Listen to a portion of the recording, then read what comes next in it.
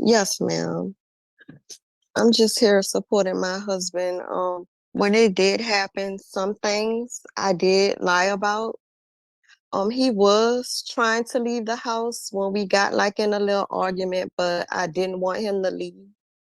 So I did call the police and I lied about him doing the things that he did. Okay, so let me ask you something, Brittany. Did you go to the hospital that day? Yes, ma'am. Did you have a broken arm? Yes, ma'am. Okay, so what part of your statement did you lie? What happened was I called them first, and from there, that's when it got a little hectic by me lying on him. That triggered him. Okay, so if he didn't do anything to you, why did you shoot him? I don't know, ma'am. I don't know. He came in through the window, so I just shot him. Well, we haven't heard this before. We are about to watch one of the wackier parole revocation hearings out of Louisiana. Hey, let's just jump in. There's a parole revocation question that day. Right, so it says that you can read and write and you're speaking on your own behalf. Yes, ma'am. Okay. And you did not hire an attorney. So what I'm going to do is I'm going to read out the alleged violations, and I'm going to ask you to enter a plea of guilty, not guilty, or guilty with a statement. If you have a statement, you can hold that until I request that. So you violated condition number 4. On May 16, 2024, you engaged in criminal activity when you committed the crime of domestic abuse battery, child endangerment, and domestic abuse aggravated assault, which led to your arrest by the New Orleans Police Department.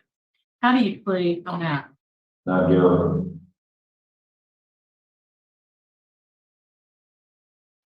And violation number 10, you failed to make any payments toward your supervision fees, and you were $693 in arrears as of May. Not guilty with a statement. Okay. Mr. Daniels, I'm going to ask you a few questions, and then my colleagues may have some questions for you. But before we do that, I noticed that Brittany Daniels, your wife, is in attendance at the hearing and would like to speak in your support. So we'll go ahead and let her do that at this time.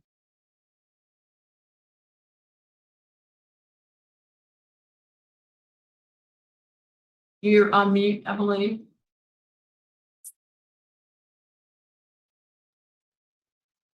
Yes, ma'am.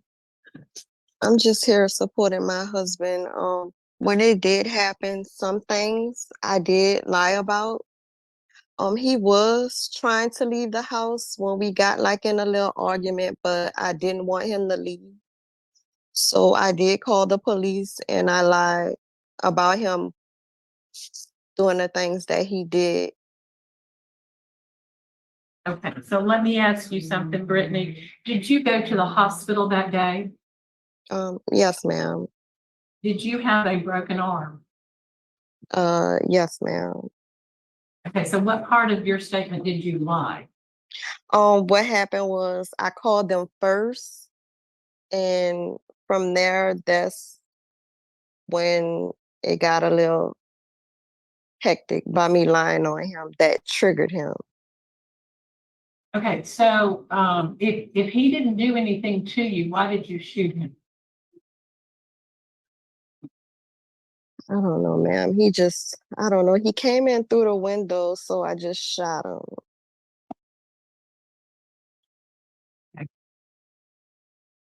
Well, thank you for your statements. I got a question for you. If Mr. Barra wants to ask a question.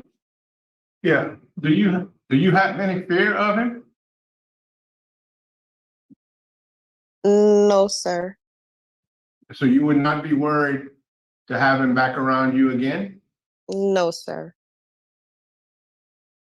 Okay. Mr. Tillman? Yes. Okay, we'll go back to Mr. Daniels. Mr. Daniels, I want you to note for the record that, both you and your wife went to the hospital. She had, severe injury and you had a gunshot wound. The charges were refused. However, the court initiated a protective order. Yes, ma'am. Why would they do that if you're not a threat to your life? It was just saying it was gone by the rules or something like that. It was like that's something that everybody gets when they catch a domestic or something like that, just to protect the victim. All right. So it was just like a normal procedure. Okay, so what is your statement? So you say you're not guilty because they found you not guilty in court. Is that why you're saying you're not guilty of that, of causing those injuries? That's my That's based on the fact that they dropped charges. Okay, what is your statement for number 10?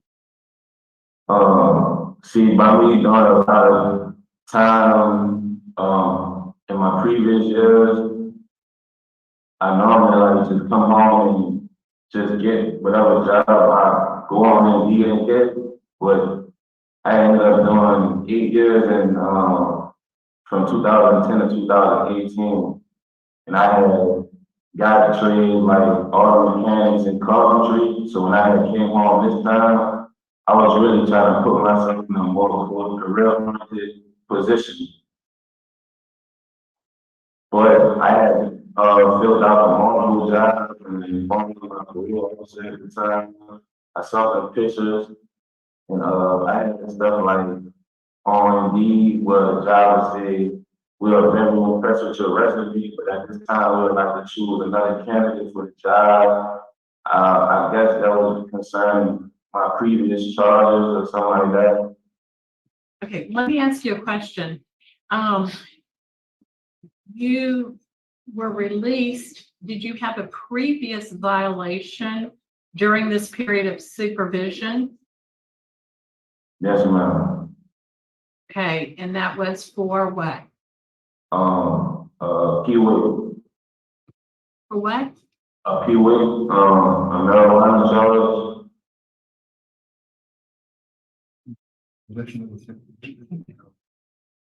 So it was just marijuana, so that's why you got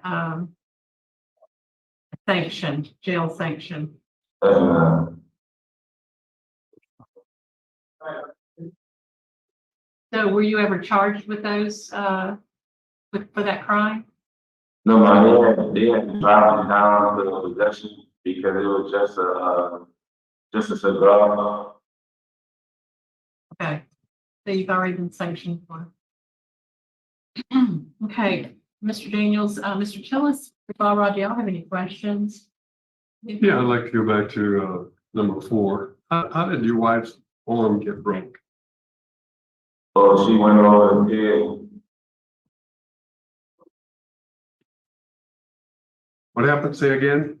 I put, Can you sit up, because we can't see your mouth and it's hard to understand. Go ahead. you got it out and I put it over the head. You pushed her on the table and she broke her arm. Yes, sir. Mr. Barrett, any questions? Why were you going through the window at your own house? Because she had my phone and my money, and I was in a dangerous neighborhood, and she wanted me to walk. And I was like, I'm not gonna walk without my phone and my money. I don't know if y'all know about one of the keys, the guy who was Would you sit back from the speaker, please? You need to sit Yeah, up and sit back. Don't lean Can't over. understand what you're saying. Don't lean over. Don't lean towards the computer. Sit back. It's not a, y'all hear me, I guess, I don't know what's on the speaker. Y'all hear me now? Not good. Back Not up a good. little more. Can't understand what you're saying. Yeah, that's why I put it in the closer. I think it's echoing. If you will sit up and sit back, push your chair back, You hear me? that's much better. Keep going. I went to the window because I had my phone or my money. I was flipping out. If there's leader this. Start pushing your chair further back. The further back you get, the better you sound. Further back. What about now? Keep going back. Keep going back. Would you tell them that we need a better acoustics? Look, knock on the door and get one of them guards in there.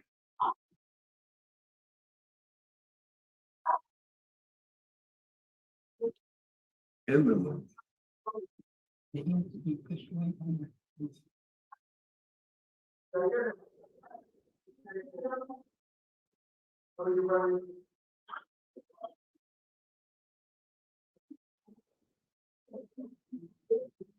We are having a difficult time understanding the offender when he speaks because of the acoustic. Could you push his chair back and have him sit up so that we can understand better?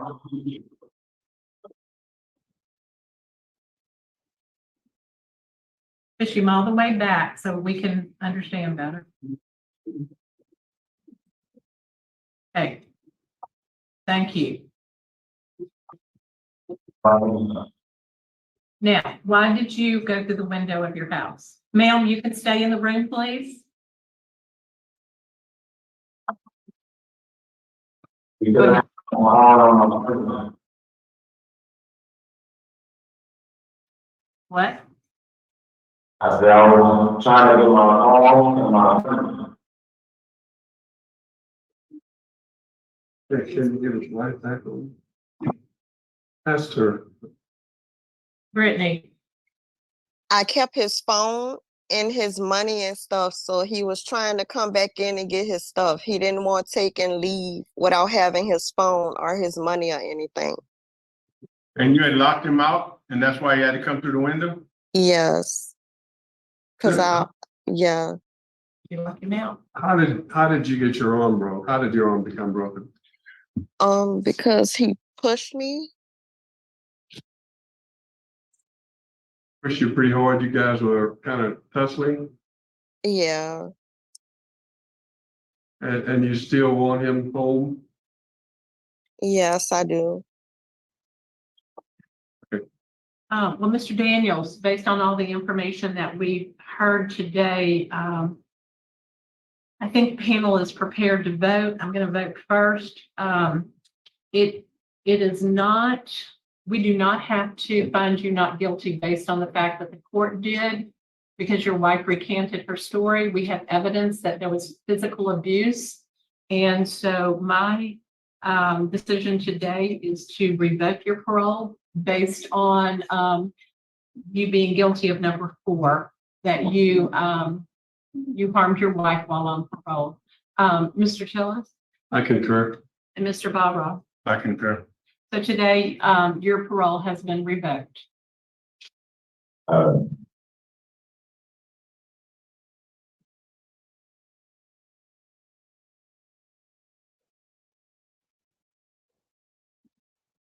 What does that mean, it been revoked? I ain't coming home. What? I told you it's one of the wackiest things we've ever seen. And frankly, I think this was the best decision that could have happened for both of them. I mean, let's be real. I mean, what's the next worst step? She shot him and he broke her arm. What did we just hear? And the way it was said so nonchalantly, it's scary. It's like, yeah, I shot my husband climbing through the window, and yeah, my arm broke. I fell on the table. And this was the easiest revocation we've ever seen. And yes, the best thing that ever could have happened for them. The way that it happened with the CO coming in and ignoring the parole leaving and the sounds, and I don't know, like, what did we just see? This might go down in the books as a classic. Now, normally, for those of you not familiar with this channel, we'd go through his records. We would have information of value to bring to the table more than just listening to me talk, because most of you don't care, and I get that. But there aren't records on him. I know that he was, what Richard has in the files here is that his parole was revoked for that violence, which included child endangerment. So I'm guessing their child was there, and he has a previous violation as well for the devil's lettuce. So it's not a big deal, right? And if you're curious about what a parole revocation means, so it means that he'd be backing his time, depending on how much time he has, is depending on how long he'll be gone for. But oftentimes, you can still, let's say you're backing. We covered a parole revocation hearing with someone backing a life sentence. A life sentence. He'd gotten out. He was out less than a year, and he stole an Amazon package off of his neighbor's front porch, and he got revoked for that. So he will be allowed to apply for parole after a certain amount of time. It's not like he's going to spend the rest of his life in prison, but it is that intense. So parole revocations will require 2 or 3 panel members on the committee of the board. If the number of members present exceeds 3 members, it goes by the majority. Sometimes they have 4 or 5 members, depending on the day, what they're doing, if they're doing commutation hearings, etc. When the parole has been revoked, the committee of violation and condition of parole, the parolee shall be returned to his physical custody, Department of Public Safety and Corrections Services, and serve the remainder of his sentence as of the date of his release on parole, and any credit for time served for good behavior while on parole. The parolee shall be given credit for time served prior to the revocation hearing for time served in actual custody while being held on parole. Sometimes they're held for a year before having revocation hearings. We've seen that. Violation in a local detention facility, state institute, blah, blah, blah. Any such prisoner who parole has been revoked may be considered for re-parolee in accordance with the provisional part. And here they go through all the different sorts of technical violations, etc. And it's quite interesting to go through this stuff. But anyways, man, like I said, some of the craziest hearings. If you want to see more parole revocation hearings, there's a playlist called Parole Revocations down below. And with that, I'll let you go. Yes, ma'am. I'm just here supporting my husband. When it did happen, some things I did lie about. He was trying to leave the house when we got like in a little argument, but I didn't want him to leave. So I did call the police and I lied about him doing the things that he did. Okay, so let me ask you something, Brittany. Did you go to the hospital that day? Yes, ma'am. Did you have a broken arm? Yes, ma'am.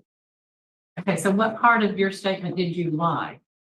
What happened was I called them first, and from there, that's when it got a little hectic by me lying on him. That triggered him. Okay, so if he didn't do anything to you, why did you shoot him? I don't know, ma'am. I don't know. He came in through the window, so I just shot him.